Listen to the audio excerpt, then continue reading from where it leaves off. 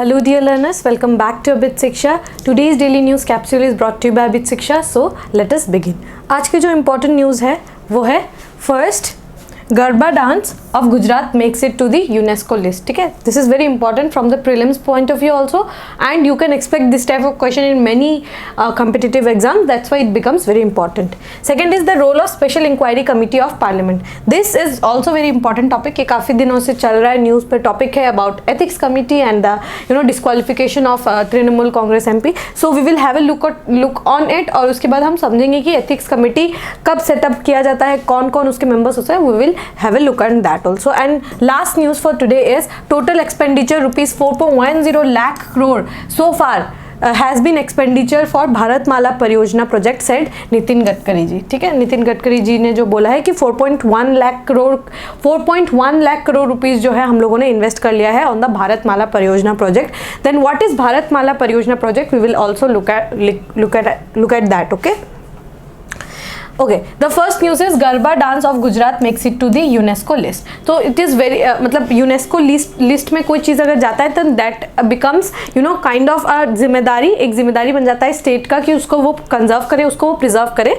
तो उसी तरीके से आपको याद होगा कि हेरिटेज लिस्ट में जो है हमारा इस साल the Shanti Niketan and then the Hoysala ensembles, वो दोनों जो है वर्ल्ड हेरिटेज साइट की लिस्ट में बने चलेगा. तो उसी तरीके से यूनेस्को लिस्ट में जो है गरबा डांस ऑफ गुजरात जो है अभी उसको नाम शामिल किया गया है. ठीक है, so Gujarat traditional dance form garba on Wednesday included on the list of intangible heritage. ठीक है, इनटेंजिबल हेरिटेज में के लिस्ट में जो है गरबा जो है वो इंक्लूड हो गया है under UNESCO, that is United Nation Educational Scientific and Cultural Organisation. ठीक है, the popular dance form is the 15th cultural item from India to make it to the UNESCO list. Kolkata Durga Puja मतलब वो जो है कोलकाता का जो दुर्गा पूजा होता है वो इंटेंजिबल हेरिटेज में last 2 years ago, that was in 2021. yes, 2021 में जो है उसको ऐड किया गया था. ठीक है, वो इंक्लूजन किसके तहत किया गया है, प्रोविजंस ऑफ द 2003 कन्वेंशन, 2003 के कन्वेंशन के अनुसार यहाँ इनका जो है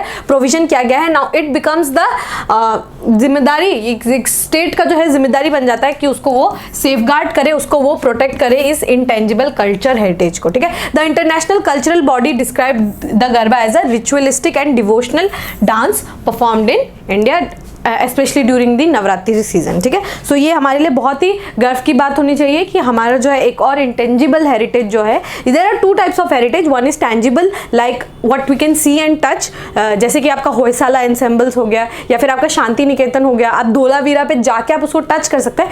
those are tangible heritage. Intangible heritage is like celebration of Durga Puja, the garba dance, these are intangible heritage. ठीक है, next is the role of special inquiry committee of the parliament. तो पार्लियामेंट ने जो है स्पेशल इंक्वायरी कमिटी बिठाई गई थी under ethics committee, जिन्होंने जो है तृणमूल कांग्रेस की जो नेता है महुआ मोइत्रा जी, उनका जो है डिस्क्वालिफिकेशन की बात की गई है. ठीक है, सो एथिक्स कमिटी ने जो है ये 101 आर्टिकल 101 के तहत जो है उनको एक्सक्लूड कर दिया है, उनको डिस्क्वालीफाई करने की यहाँ पे बात की गई है. ठीक है, सो हम देखते हैं कि हमें जो है कंट्रोवर्शियल या फिर पॉलिटिकल एंगल से नहीं देख के हमारे एग्जाम के पॉइंट ऑफ व्यू से क्या इंपॉर्टेंट होगा वो हम जानेंगे.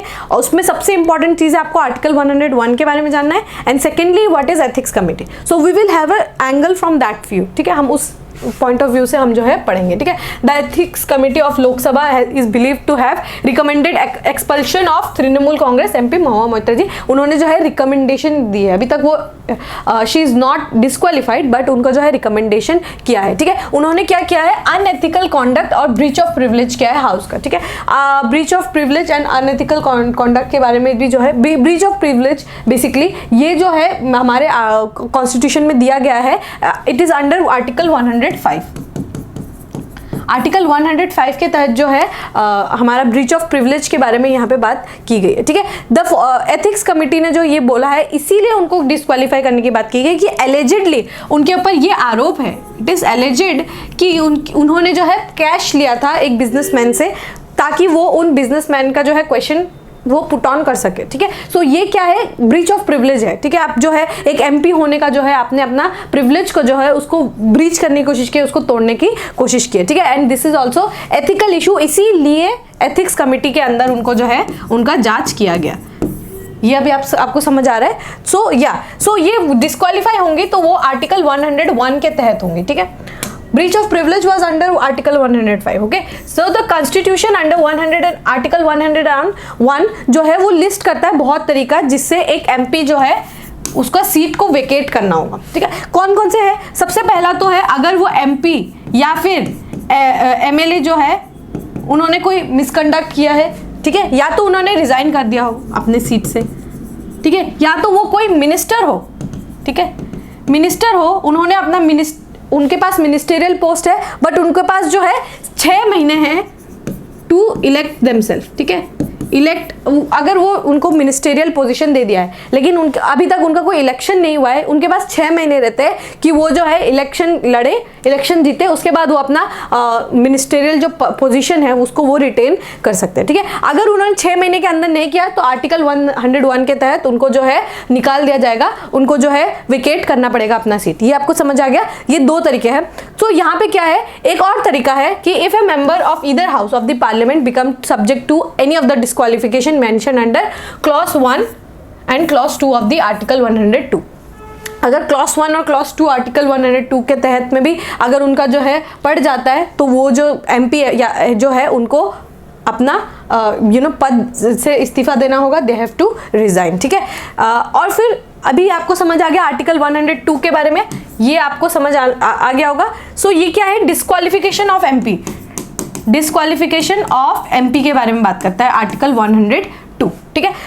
Ethics committee on the other hand is appointed by the speaker for 1 year. Speaker के द्वारा जो है अपॉइंटमेंट किया जाता है फॉर 1 ईयर, ठीक है। ये आपको याद रखना है, 1 साल के लिए जो है एथिक्स कमेटी का फॉर्मेशन होता है। एथिक्स कमेटी में 15 मेंबर जो होते हैं वो पार्टिसिपेट करते हैं। It is a 15 member committee, ठीक है। और कोई भी एथिकल इशू है, कोई भी इशूज है, उसके बारे में अगर डिस्कशन करना है तो एथिक्स कमेटी जो है यहाँ पे डिस्कशन करती है। The genesis of formation of ethics committee in parliament can be traced to resolution adopted by presiding officers conference in New Delhi in 1996, ठीक है। 1996 में जो है राज्यसभा ने जो है अपना एथिक्स कमेटी का गठन कर लिया था, बट बाद में हम लोगों ने आई थिंक अराउंड 2014 और 15 जो लोकसभा ने जो है अपना एथिक्स कमेटी का गठन कर लिया था। आपको याद रखना है दोनों हाउसेस के अलग अलग होते हैं। Each house has is own ethics committee, मतलब एक कमेटी राज्यसभा के लिए बनेगा, एक कमेटी लोकसभा के लिए बनेगा, ठीक है। सो लोकसभा का कोई भी एथिकल इशू का कोई भी कंसर्न है तो वो लोकसभा का एथिक्स कमेटी जो है उसको हैंडल करेंगे, और राज्यसभा का अगर कोई एथिक्स का इशू है तो वो राज्यसभा की कमेटी जो है उसको हैंडल करेंगे। I hope this has been clear to you. We will move on to the next news, and the last news for today is total expenditure of rupees 4.1 lakh crore so far, ठीक है। सो ये जो है भारत माला परियोजना phase 1 जो है उसमें हम लोगों ने 4.1 लाख करोड़ रुपीस जो है वो खर्च किया है, ठीक है। सो हमारे लिए इंपॉर्टेंट क्या है, भारत माला परियोजना जो है, भारत माला, ठीक है, भारत माला परियोजना फेज 1 जो है वो क्या है, या फिर भारत माला परियोजना अपने आप में क्या है, ये क्या है, एक क्या है जो हमारा एग्जिस्टिंग कॉरिडोर्स है। अगर आपको मालूम होगा इंडिया में बहुत सारे कॉरिडोर्स है, लाइक द गोल्डन क्वाड्रिलेटरल जो दिल्ली, बॉम्बे, कैलकाटा एंड मद्रास को जोड़ता है, it is a golden quadrilateral. So ये क्या है, काइंड ऑफ कॉरिडोर्स बोला जाता है इनको। सो बेसिकली इंपॉर्टेंट शहरों को जोड़ता है एक साथ में। तो इसी का इम्प्रूवमेंट करने के लिए जो एग्जिस्टिंग कॉरिडोर है उसमें इम्प्रूवमेंट लाने के लिए भारत माला परियोजना जो है ये लाया गया है। साथ ही मल्टी मॉडल लॉजिस्टिक पार्क्स वगैरह बनाने के लिए भी लाया गया है, ठीक है।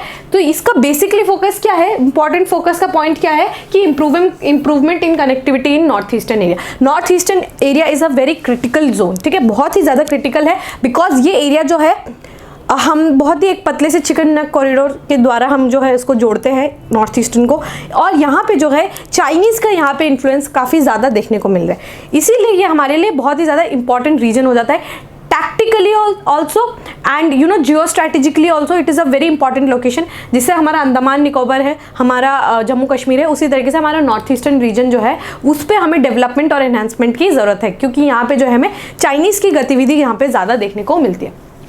ठीक है, improving connectivity to the north east, ठीक है, नॉर्थ ईस्ट इकोनॉमिक कॉरिडोर जो है वो बनाने की बात की गई है और स्टेट कैपिटल्स को जोड़ने की बात की गई है, ठीक है, और 7 इंपॉर्टेंट वाटरवेज। तो it is not just of roadways highways का बात नहीं किया है, ये मल्टी मॉडल प्रोजेक्ट है। यहाँ पे बहुत सारे तरीके से वाटरवेज का, इनलैंड वाटरवेज का यूज करेंगे, जो भी मल्टी मॉडल तरीके से, अलग अलग तरीके से, सिर्फ और सिर्फ रोडवेज और हाईवेज पे नहीं, बाकी और भी तरीके से जो है डेवलपमेंट करने की बात की गई है। ये 7 इंपॉर्टेंट जो है वाटर ब्रह्मपुत्र नदी के ऊपर जो है जो भी वाटरवे टर्मिनल से उनको इंप्रूवमेंट की बात की गई है। कौन कौन सा? Dhubri, Silghat, Biswanath Ghat, Neamati, Dibrugarh, Sengajan and Oriya. Let me erase this part, Oriyam, ठीक है, ओरियाम जो है यहाँ पे जो है ये सब सारे जो घाट है इनमें वाटरवे डेवलपमेंट के लिए यहाँ पे बात की गई है, ठीक है। और यहाँ पे ये भी है कि टेक्नोलॉजिकल और साइंटिफिक तरीके से प्लानिंग करने की बात की गई है, ठीक है। और ट्रांजिट जो बांग्लादेश का एरिया है वहाँ पे नॉर्थ ईस्ट का connectivity, they are trying to develop an alternate route, ठीक है, एक ऑल्टरनेट रूट बनाने की यहाँ पे बात की गई है, ताकि हम जो है चिकन नेक जो हमारा कॉरिडोर है, फिर ये हमारा नॉर्थ ईस्टर्न पार्ट है। I am sorry for my mistake, it's horrible, I am sorry for the drawing, it's horrible, I know. So अगर आप देखें नॉर्थ ईस्ट का तो then it looks like something like this, ठीक है, it's look something like this. This is the chicken neck corridor and this becomes the north eastern part of India, ठीक है। तो यहाँ पे जो है बांग्लादेश आपको देखने को मिलेगा। सो हम क्या कोशिश कर रहे हैं कि यहाँ पे जो वेस्ट बंगाल है वहाँ से हम एक अल्टरनेट रूट, ये हमारा चिकन नेक कॉरिडोर है, ये बहुत ही ज़्यादा क्रिटिकल एंड सेंसिटिव एरिया, तो हम क्या करेंगे कि बांग्लादेश के थ्रू होके, मतलब वेस्ट बंगाल से बांग्लादेश जाए और बांग्लादेश से हम नॉर्थ ईस्ट की तरफ जाए। सिमिलरली एक और प्रोजेक्ट हम लोगों ने चलाया कालांदन मल्टी मॉडल प्रोजेक्ट के तहत, हम जो है म्यांमार